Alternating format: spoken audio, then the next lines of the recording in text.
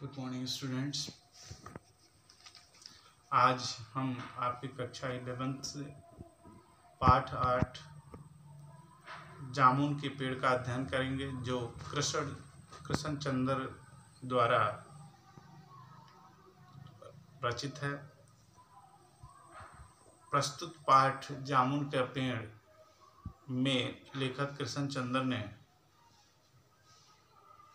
यह बताने का प्रयास किया है कि किस तरह सरकारी विभाग में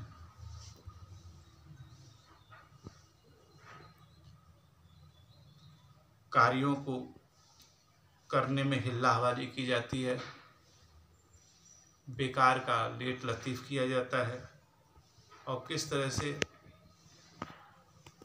सरकारी विभाग अपने कर्तव्य से दूर होता जा रहा है। इसका वर्णन प्रस्तुत पाठ में किया गया है।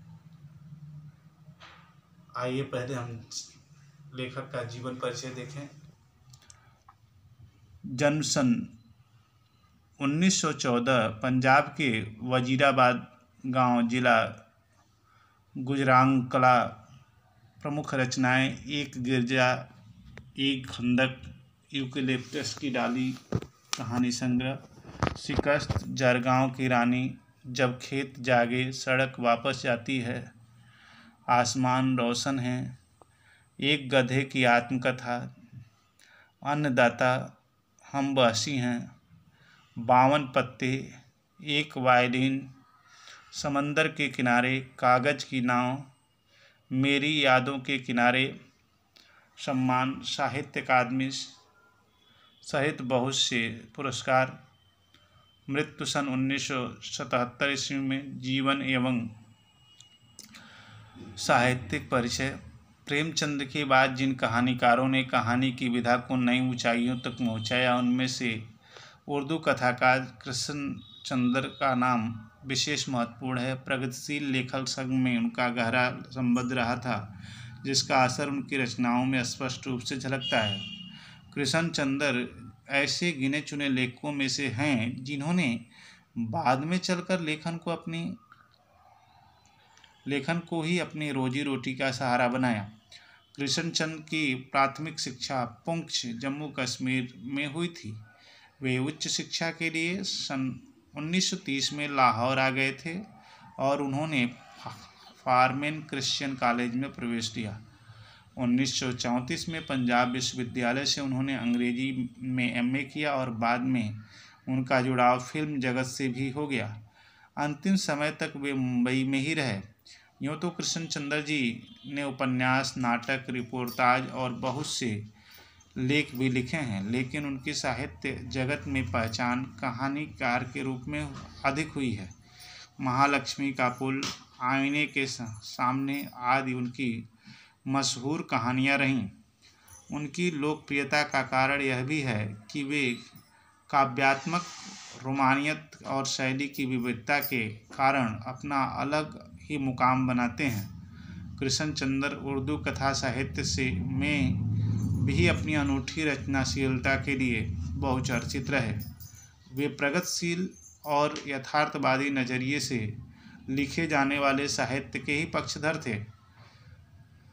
इस प्रकार आपने देखा कि लेखक का जन्म 1914 ईस्वी में पंजाब के वजीराबाद गांव में होता है। प्रमुख रचनाएं: एक गिरजा, एक खंदक, यूकेलिप्टस की डाली, शिकस्त, जरगांव की रानी, जब खेत जागे, सड़क वापस जाती है, अरमान रोशन, एक गधे की आत्मकथा, अन्नदाता, हम बहसी हैं, 52 पत्ते, एक वायलिन, समंदर के किनारे, कागज की नाव, मेरी यादों के किनारे। ये उपन्यास इन्होंने लिखा। इनको साहित्य अकादमी और बहुत सारे पुरस्कार भी मिले। इस प्रसिद्ध कहानीकार का निधन 1977 में हुआ। और प्रेमचंद के बाद जीवन परिचय में बताया है कि प्रेमचंद के बाद प्रगतिशील संघ के लेखकों में सबसे प्रसिद्ध कहानीकार के रूप में कृष्ण चंद्र जी जाने जाते हैं। बहुत दिनों तक जो है कि ये मुंबई से इनका लगाव रहा। पंजाब विश्वविद्यालय से सन 1934 में इन्होंने अंग्रेजी से एमए किया और बाद में फिल्म जगत से जुड़ गए थे। इस प्रकार इन्होंने रिपोर्टाज, उपन्यास, साहित्य की अनेक विधाओं में काम किया है और हमेशा प्रगतिशील और यथार्थवादी नज़रिए से साहित्य में के लेखन के पक्षधर रहे थे। आइए प्यारे बच्चों, अब हम जामुन के पेड़ शीर्षक कहानी को पढ़ेंगे। रात को बड़े जोर का झक्कड़ चला। सेक्रेटेरिएट के लान में जामुन का एक पेड़ गिर पड़ा। सवेरे को जब माली ने देखा तो उसे पता चला कि पेड़ के नीचे एक आदमी दबा पड़ा है। माली दौड़ा चपरासी के पास गया। चपरासी दौड़ा कलर के पास गया। कलर दौड़ा सुपरिटेंडेंट के पास गया। सुपरिटेंडेंट दौड़ा बाहर लान में आया। मिनटों में गिरे हुए पेड़ के नीचे दबे हुए आदमी के चारों ओर भीड़ इकट्ठी हो गई। बेचारा जामुन का पेड़ कितना फलदार था, एक क्लर्क बोला, और इसकी जामुनी कितनी रसीली होती थी। दूसरा क्लर्क याद करते हुए बोला, मैं फलों के मौसम में झोली भरकर ले जाता था। मेरे बच्चे इसकी जामुनी कितनी खुशी से खाते थे। तीसरा क्लर्क लगभग रुआंसा होकर बोला, मगर यह आदमी, माली ने दबे हुए आदमी की तरफ इशारा किया। हाँ, यह आदमी। सुपरिटेंडेंट सोच में पड़ गया। पता नहीं जिंदा है कि मर गया। एक चपरासी ने पूछा, मर गया होगा, इतनी भारी पेड़ जिसकी पीठ पर गिरे वह बच कैसे सकता है। दूसरा चपरासी बोला।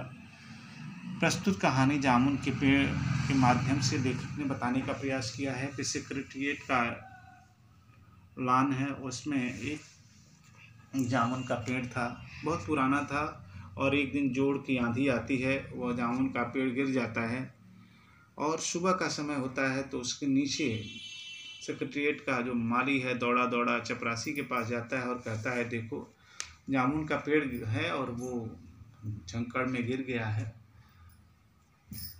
उसके नीचे एक व्यक्ति भी दबा है। दौड़ करके बहुत सारे लोग जमा हो जाते हैं, क्लर्क लोग आते हैं, सब लोग एक दूसरे से बातचीत करने लगते हैं।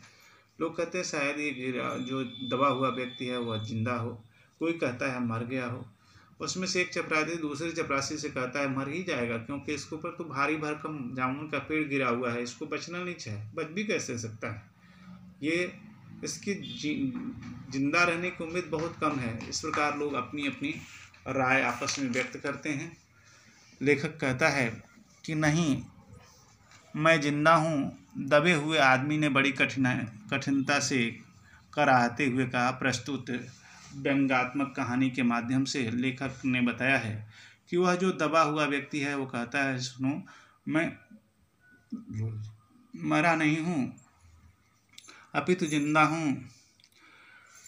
जिंदा है, एक क्लर्क ने ताजुब से कहा। पेड़ को हटाकर इसे जल्द से निकाल लेना चाहिए, माली ने सुझाव दिया। मुश्किल मालूम होता है, एक सुस्त कामचोर और मोटा चपरासी बोला। पेड़ का तना बहुत भारी और वजनी है। क्या मुश्किल? माली बोला। सुपरिटेंडेंट साहब हुक्म दें तो अभी 15-20 माली, चपरासी और क्लर्क लगाकर पेड़ के नीचे से दबे हुए आदमी को निकाला जा सकता है। माली ठीक कहता है। बहुत से क्लर्क एक साथ बोल पड़े, लगाओ जोर, हम तैयार हैं। एक साथ बहुत से लोग पेड़ को उठाने को तैयार हो गए। ठहरो, सुपरिटेंडेंट बोला, मैं अंडर सेक्रेटरी से पूछ लूँ। सुपरिटेंडेंट अंडर सेक्रेटरी के पास गया। अंडर सेक्रेटरी डिप्टी सेक्रेटरी के पास गया। डिप्टी सेक्रेटरी जॉइंट सेक्रेटरी के पास गया। जॉइंट सेक्रेटरी चीफ सेक्रेटरी के पास गया। चीफ सेक्रेटरी मिनिस्टर के पास गया। मिनिस्टर ने चीफ सेक्रेटरी से कुछ कहा। चीफ सेक्रेटरी ने जॉइंट सेक्रेटरी से कुछ कहा। जॉइंट सेक्रेटरी ने डिप्टी सेक्रेटरी से कहा। डिप्टी सेक्रेटरी ने अंडर सेक्रेटरी से कहा। फाइल चलती रही। इसी में आधा दिन बीत गया। प्यारे बच्चों, जैसा कि प्रस्तुत अनुच्छेद में बताया गया है कि किस तरह से जब दबा हुआ व्यक्ति कराहते हुए कहता है कि मैं जीवित हूँ, तो लोग कहते हैं कि इस पेड़ को हटा दिया जाए। कुछ लोग कहते हैं कि क्यों न 10-20 लोग मिल करके इस पेड़ को धक्का दे करके हटा देते हैं। बातचीत चलती है, लेकिन कोई कहता है नहीं, पहले जो है कि इसकी अनुमति दे दी जाए, पेड़ को काटने की अनुमति दे दी जाए, उसके बाद इसे हटाया जाए।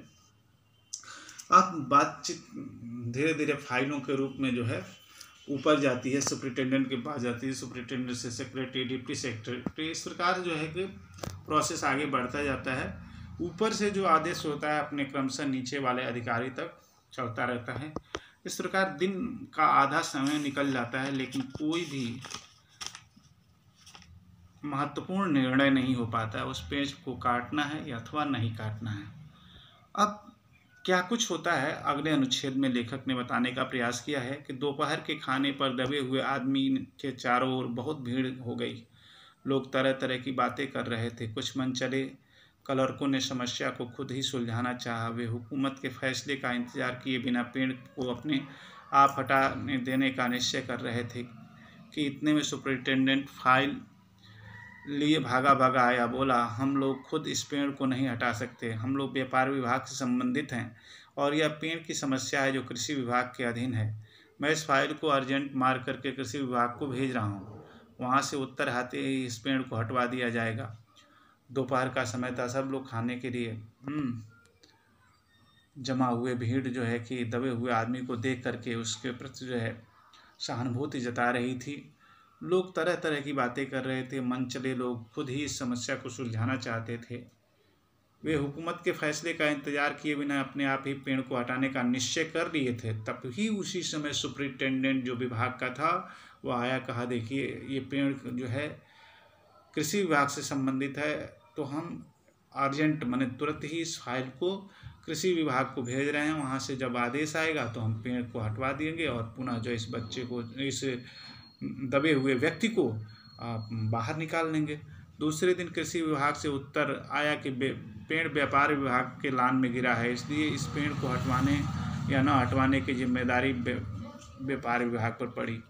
जैसा कि हमने आपको पाठ शुरू होने के पहले ही बताया प्यारे बच्चों की सरकारी विभाग में हिल्ला हवाली का काम ज़्यादा होता है, काम सही ढंग से नहीं होता। इसी का वर्णन प्रस्तुत पाठ के माध्यम से लेखक ने करने का प्रयास किया है कि किस तरह से सरकारी विभाग में काम चोरी की जाती है। कोई भी अपने कर्तव्य को निष्ठापूर्वक करने को तत्पर नहीं होता है। अब देखिए, जब कृषि विभाग में फाइल हो गई तो वहाँ के लोगों ने कहा नहीं व्यापार विभाग में। अब व्यापार विभाग क्या करता है, इसको कैसे लेखक ने व्यक्त किया है। यह उत्तर पढ़कर व्यापार विभाग को गुस्सा आ गया। उन्होंने फौरन लिखा कि पेड़ों को हटवाने या न हटवाने की जिम्मेदारी कृषि विभाग पर लागू होती है, व्यापार विभाग या इससे कोई संबंध नहीं है। अब व्यापार विभाग के पास जो फाइल आई, व्यापार विभाग के लोगों को गुस्सा आ गया। अरे भाई देखिए, ये तो हमारे ही वहाँ, हमें हमारा यदि इस पर नियमतः जो है वश चलता तो हम पहले ही हटा चुके होते। हाँ, इसकी जो पूरी जिम्मेदारी है कृषि विभाग की होती है, व्यापार विभाग का कोई संबंध नहीं। देखिए कैसे अपने अपने कर्तव्य से लोग पीछे हटते हैं और किस प्रकार दबे हुए व्यक्ति के प्रति जो सहानुभूति, मानवीय सहानुभूति होती है, उससे लोग दरकिनार होते हैं। इसका वर्णन बड़ी सजीवता के साथ लेखक ने किया है। प्यारे बच्चों, चाहे जो कुछ भी हो, प्रत्येक मनुष्य के अंदर मानवता और मानवीय गुण होने चाहिए। कभी भी हम अपने कर्तव्य को दूसरे के ऊपर न थोपें, अपनी ड्यूटी स्वयं करें और जिससे कि उचित समय में उचित कार्य, उचित निर्णय लिया जा सके। आइए अब हम लोग इस पाठ से संबंधित शब्दार्थ और गृह कार्य लिखें।